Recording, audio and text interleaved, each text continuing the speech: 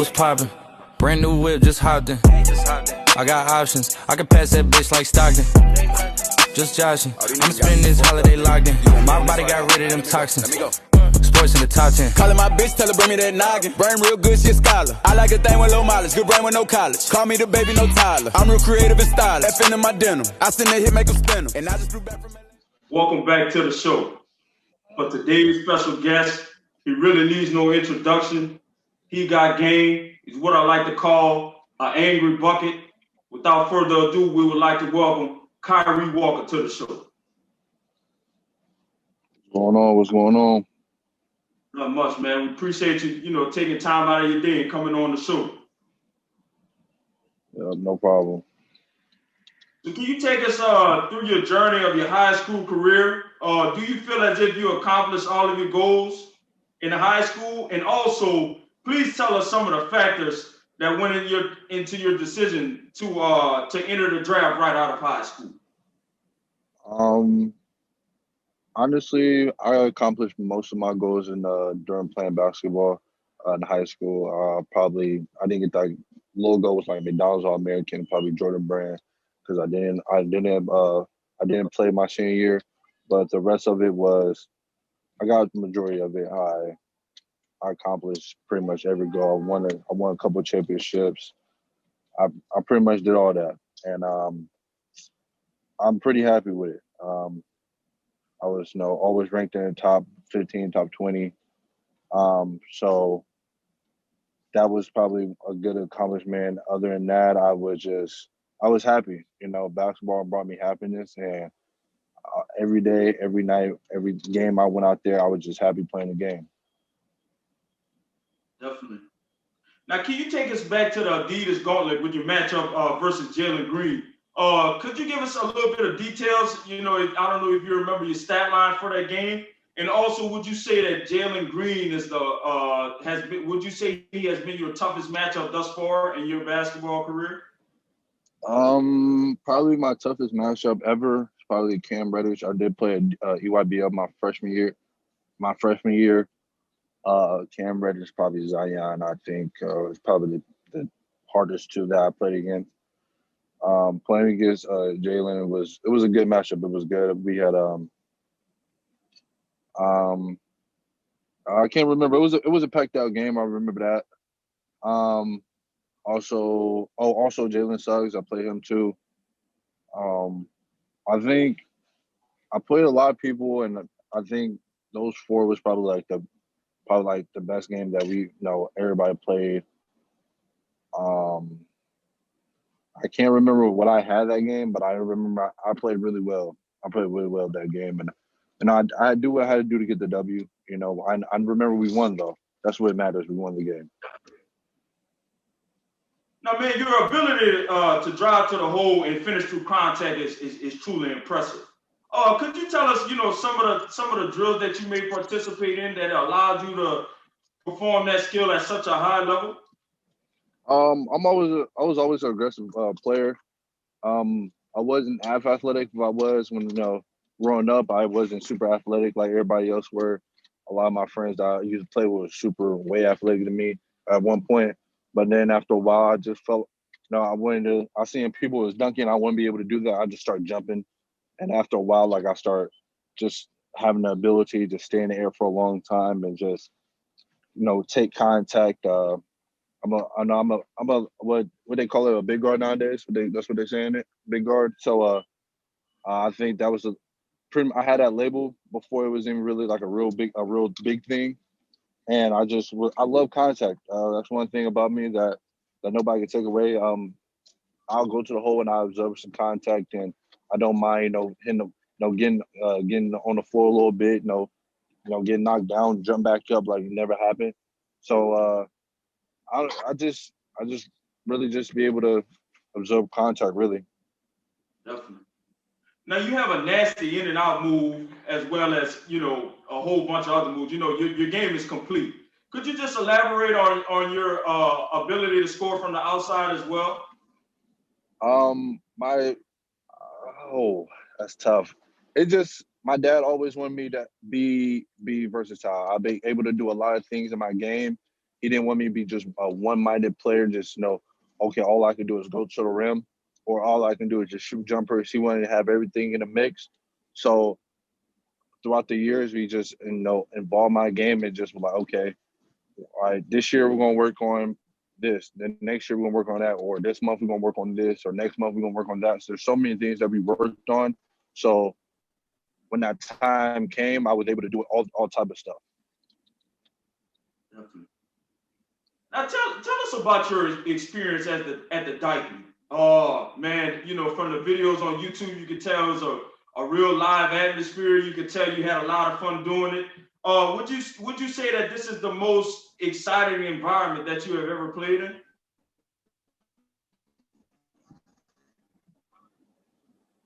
Oh, the atmosphere just like that ever in my life. I think that was the funnest throughout my whole career playing basketball. That's probably the funnest thing I ever done. Just me going to a different whole new city and just playing in front of a whole bunch of people and all the hype that was already around it going into it. Like, Dykeman is one of them places where like people don't really care who you are. Like, you gotta kind of like make a name for your own self over again. So that's what I liked about it. Definitely. Could you see yourself going back to the Dykeman one day and competing? Oh, by far. I see a lot of people go back. Lane Stevenson, Trey Burke win. A lot of people go back and play, and I'm for sure want to go back and play that. Definitely. Now, this specific play was made the MTV show Ridiculousness when you essentially threw the alley hoop to yourself and you just bodied the man under the goal. And man, I gotta say, man, that guy got a family, bro. He got a family at home, bro. You did that to that man, but that's a shame. But nah, it's basketball though. You gotta do you. But man, it was such a unique, phenomenal play. Could you take us back through it and what was going through your mind as you performed that move? Well, my dad had his own team. Was living in the Bay Area at once, and it was kind of like he had all the guys that he was training at that time. We all played on team, so all the guys he was trained like was just always on one team, and like I love that team. Like we did a lot. We played a good team, so it was like I was able to play with guys that work on my game also and work on their game to play with me, and I used to play with them, so it was good. I think I want to say it was up maybe like 6-7 points, and it was first half. I think I remember I ripped them, and I didn't really have a lot going into it. I just did it like just to do it in a way, and I ended up dunking it. And like I was kind of my dad, like he's a tough guy. Like he'll tell me like I might have 40, but he'll like it wasn't good enough. You should have this or that. So my dad was like, if you missed that, I would have took you out of the game. So I'm like, damn. I'm happy I made it, but at the same time, if I missed it, he would be mad. He was like, you'll come out the game. He was like, what are you doing? But it was like after a while, then when he see it went crazy, he was like, man. And to this day, like everybody talk about it. And sometimes I forget it that I even done it, but like it's still probably the coolest dunks ever. Definitely. Now, is there a player in the NBA who you say you grew up watching and you would say you kind of modeled your game after? Growing up, I was always a big LeBron fan. My dad's from Cleveland, Ohio, so watching LeBron was a big thing to me.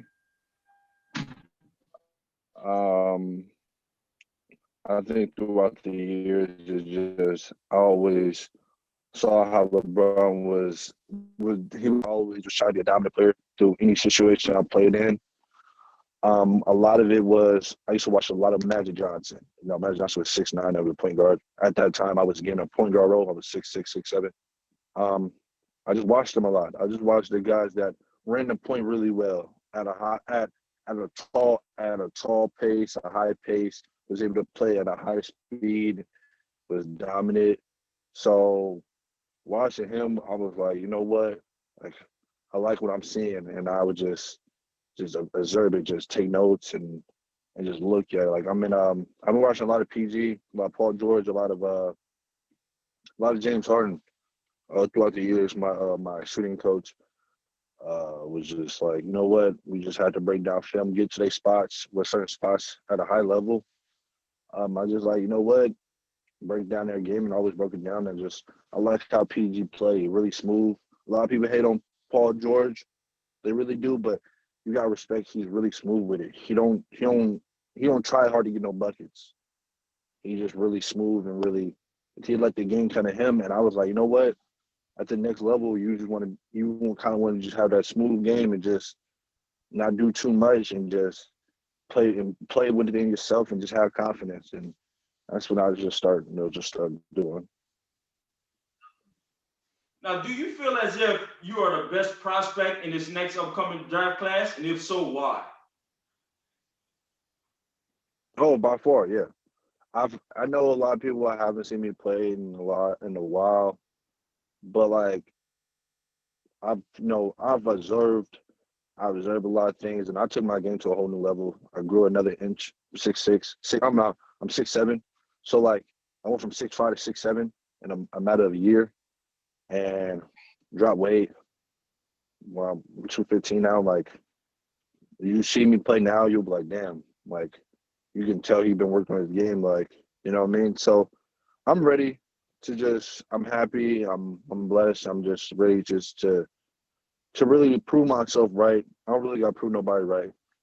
Everybody got their own opinion, even if I make it, people still gonna hate to this day. So like you're really not really people still hate. You don't make it, people still hate. It's like you kind of just like, all right, damn, y'all mad that I'm not in it, but when I'm in it, y'all still hate. So it's like I'm gonna just prove myself right. You know what I mean? That's really it. Definitely. Now, do you have any goals leading into your rookie season? Yeah, just play me, just do me. I think I just always want to do me. I don't want to be nobody that I'm not. I'm just gonna be myself. That's the one thing I'm always about. I'm always myself. Um, you will never see, oh, he's act different way me around people. Nah, I'm always me. I always act myself. I have no different persona. I don't do nothing there. I'll be myself all the time. I'm gonna play me. I'm gonna do me. I'm gonna just have a positive attitude. I'm a really positive guy. So I don't got no goals really. My goal is to be me really. If I make Ricky first team, second team, well, that happens. You know what I mean? I just I'm cool with that. You know what I mean? But I'm just gonna be me and do what I gotta do. Right. Now I got a little situational basketball for you. Let's say your team is down by 2 points. You have the ball at the top. You call it a little isolation. And the defender that's guarding he's constantly backing up. And as I mentioned, you're down by 2 points. Do you pull up and take the jumper, or do you try to eat up space and get to the rack? It also depends. If it's like if now we down like if it's like a couple of minutes, if a couple minutes left, you know what I mean? I maybe go, but I'm gonna go get a bucket. It doesn't matter how I get the bucket. I just know I'm gonna get the bucket. Like throughout the years, I always know when I have a certain mark of where I get the ball and I dominate from that minute to the end of the game. I have a mark from 3 minutes and 50 seconds every time. I don't know what it is, but I have that when the clock says 3:50. My coaches know, everybody know. I get the ball, either you clear out or everything is gonna run through me. So it's always been that. We always win games when the ball's in my hand, so I just take it. Sometimes ball might not be in my hands. I might not bring it up, but I'm gonna make sure I get in the right position, or I make the right screen, or I make the right box out for somebody else. But I'll do what it takes to win. If that means I gotta play the center position, well, I'm gonna do whatever it takes to win the game from that center position. That means I gotta be on the sideline if I'm hurt, I'm gonna do what it takes to make sure the team wins. If I'm hurt, you know what I mean. So I'm a winner. Always been a winner. I ain't never know. I'm not used to losing. So that means I might have 6 points. Well, I'm gonna at least have a triple double. You know what I mean? I might have 10, 10, and 10. You know, little thing. I'm gonna win the game. Always worry about winning. You can't have 6 points and lose. I'm like, damn, you know what I mean? But I got 6 points to win because at the end of the day, I won the game. That's what I'm worried about. Never been a floor is not yours. How you doing, Rick? So How you doing? I'm all right. So when I first started watching your film, I noticed that you had, you was a little bit more heavily set, which means you was on the mesomorph side. But now I see that you're more slimmer, and I see that you do a lot of calisthenics workout. How have doing calisthenics impacted your life? How does it change your speed, your endurance, and your jumping ability? Because I see what it's done to your body already.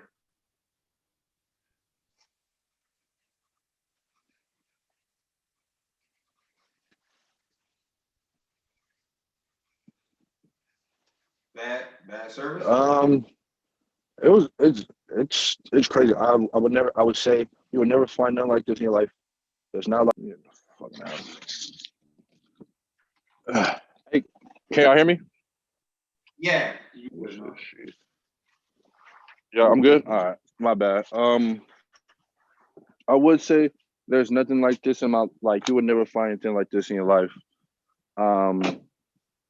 There's not a lot of people that will really take willing off of basketball and just work on your body. That's not the greatest idea. A lot of people don't like that. A lot of people they're not gonna focus on little points of that game. They're gonna worry about, okay, I'm gonna worry about it in the gym. Well, I took time off my game and just worked on my body. I went from 230 to 215. So got way more explosive than what I was, came out of high school. So I grew and all my nutrition, I worried about that. So there was so much that I took time and just worried about just working on me. There's so much too. I've been playing basketball for a long time, but there's so much that you gotta tap into. Like I said, like Kyrie Irving, people don't like him because he takes time off of basketball. Well, it's good. Like you can't be you. It doesn't matter if you make millions. You're not there mentally. You can't. You know what I mean? You can't perform at the highest, and that's the biggest thing I'll tell with athletes, younger athletes that are coming behind me. Like, bro, your mental gotta be correct. You know what I mean? So you gotta be. Yeah, your mental has to be good. If your mental good, everything else be straight. How do your mom and dad instill confidence in you to keep your best foot forward? Oh, say that again. Y'all cut out. How do your mom and dad instill confidence in you to keep your best foot forward? My parents always just they're whatever decision I make, my parents always been behind me. You know what I mean? Like when it's just they ride what I do. Like if I said I want to go play soccer, all right, we're gonna do whatever it takes to go be the best soccer player you could be. You know what I mean? So my parents is always behind me. I never really have to worry about that. My parents just love whatever the case may be. If I want to be a swimmer, all right, we're gonna be the best swimmer you can be. There's so much. I know. I thank them because without them, I wouldn't be who I was. Name a time you were faced with adversity and how did you overcome it? I faced adversity pretty much my whole life. Majority during high school. But I would say me sitting out, I let people bash me over social media for the last year and a half, maybe almost two. I just let them bash me, and I just took it on the chin and just thought the positive. It hurt me deep inside because I was like, man, I could be a top 15 player right now in the country, but I dropped down to a 4-star, then I dropped down in the rank. It's like 100, somewhere in the hundreds. But I let people bash me. I wasn't, at the same time, I was frustrated because I could go play, but at the same time, I had to think of a bigger picture. You know what I mean? So, it happens. if you don't face adversity, then you wouldn't know what it is to feel down, is to fight a little bit, fight for your life a little bit. So that's all. Kyrie, one thing I love about your game so much, man, is your step back. It's one of the best step back jump shots I have seen in my life. You know what I'm saying? It's so advanced. You lose people on it. People in the NBA ain't got the kind of step back jump that you have. How much time do you work? Do you work on that step back jump shot for it to be so polished the way it is? And what age did you actually develop that skill set to do that? I think it just came in always worked on how to step back, but I wanted to be a little bit quicker to get defenders confused a little bit or just have a lot more space. So I was just like, you know what? I'm gonna just have a quicker step back than everybody, and just over the time I just perfected. It's just sometimes I wouldn't practice it. Sometimes I wouldn't really perfect it. Wouldn't go in the gym. All right, let's work on it so much. I would just let it come to me, just like a move that you'll have. Sometimes I do reps on it, but I wouldn't be just nonstop, just work on it all day in the gym. You got other things to work on, but we're gonna work on a key move that helped you. So I worked on that. It was a super key move that helped me throughout the years. So it was really an unstoppable move. Nobody could guard me in any position. If I use that move, you're most likely you might as well just give up on defense at that point. Yeah. It's that serious. It's that polished. It's really that polished, man.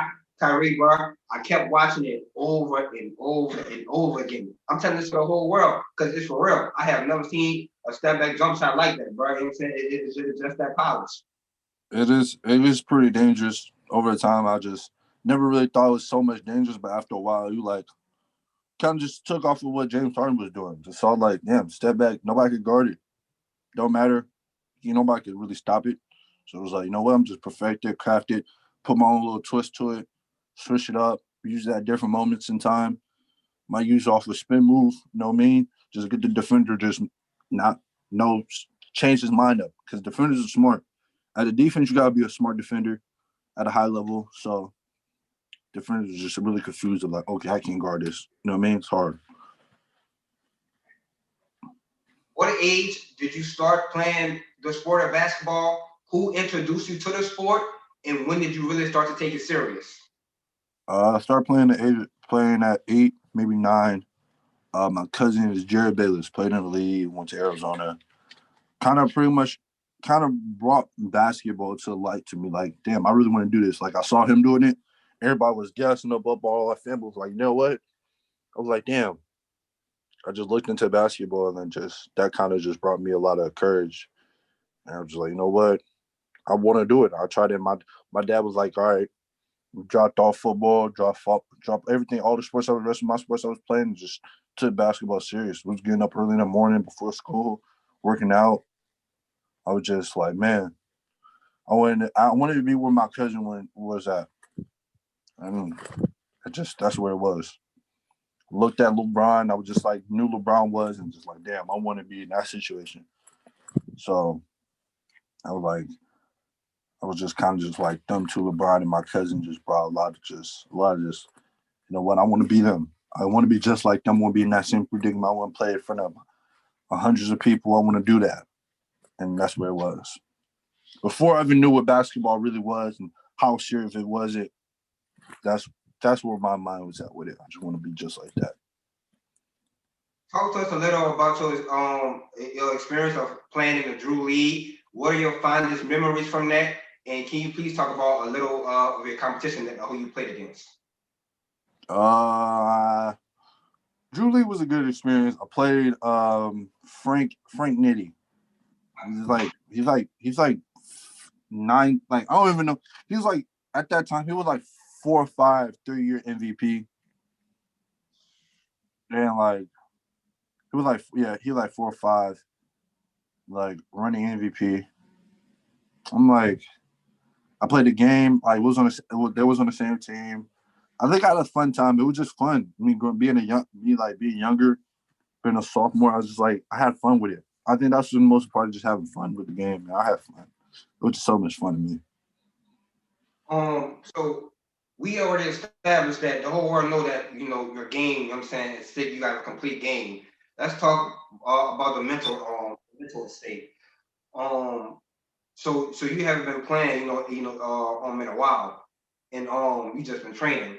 So how has your mental state elevated since your junior year of high school up until now? What's different mentally about your game? I went up some ups and downs, but like mentally, like I'm ready to kill. You know what I mean? Like I haven't played, so I went like how I feel for the last year. I want everybody like, who I played against. I want them to feel that exact same pain I had. Um, so like when I do open gyms, I'll be making people feel bad. Like I'll kill them just because like I want you to feel how I felt. So like I'm really like it's kind of like a lion or like a lion in a cage. Just so like he gotta get put in a cage. He's like he got he had a couple bruises. He's been in that jungle. He's been battling everybody. He knocked a lot of people off. He killing people. He making people scared of him his whole life. So then you gotta go in a cage and let people and like people not seeing you and people like, damn, what happened? Where he at? Did somebody, you know what I mean? Just like, is he not in the jungle anymore? So like now it's like I'm kind of like a cage. Like I'm in a cage right now. Like I'm lying in a cage waiting to be let out. Then when I'm let out, I'm killing everybody like I was before. Straight up. I feel that. I feel that. I feel that. Um, what are 5 good traits an NBA draft prospect should have? Damn, this is whoa. I don't find good traits, but from like for me, like confidence is one. You gotta have like confidence. Gotta be. I feel like confidence is everything. If you get confident while you playing a game of basketball, um, mentally strong. Uh, you gotta present yourself a certain way to others. You gotta be proper. Like right now, I just got done in the gym, and it's my bad. I wasn't ready, but sometimes you still gotta be presentable. You know what I mean? Y'all see me, it's cold out here, man. It's cold where I'm at, but I just got the gym, so I was like, I'm in the gym, I'm grinding. So I forgot, you gotta be on point, you gotta remember things, and it's really it. For my last question, what is your burning desire? Oh, I've never heard this. I swear, I've never heard this question ever in my life. Honestly, off the top of the dome, I just want to be the best. Always have, always will be. Doesn't matter. You could put me anywhere. I told people you could put me anywhere in the world. I'm gonna come out a winner. You could put me. We could play chess. I'm gonna come out a winner. I'm gonna be the best I can be without a doubt. Like you could be like, yo, we finna go. We gotta shoot 10 left hand jump shots. All right, bet. I bet I'll be the first one to hit 10 left hand jump shots. Like it's certain things that I just, I'm gonna be. I gotta be myself. I always want to be. I'm gonna be me. I'm gonna kill everybody. I just had a mentality like, you know what? Nobody can mess with me. Nobody can stop me. You could think you can. You could read all this. You could read on me. You could watch all these highlights. That is not gonna stop me from scoring 30 on you. That's not gonna stop me from making you having a nightmare. Yo, like you gonna wake up the next day thinking about, damn, I think I couldn't stop him. You gonna see me in your dream, busting your butt. Like that's how bad it's gonna get. Like you're not gonna be able to stop me. No, like as a point of right in my life right now, I've been thinking so much about how I'm finna dog everybody I play against. It's just like you might as well just like, bro, don't play this game. Cause I'm coming out with visions. I got revenge on people. I got all them people that was saying I couldn't do this. It's gonna be mud in their face when they see me do it. So About to show him. I'm about to show him, bro. Yeah, easy.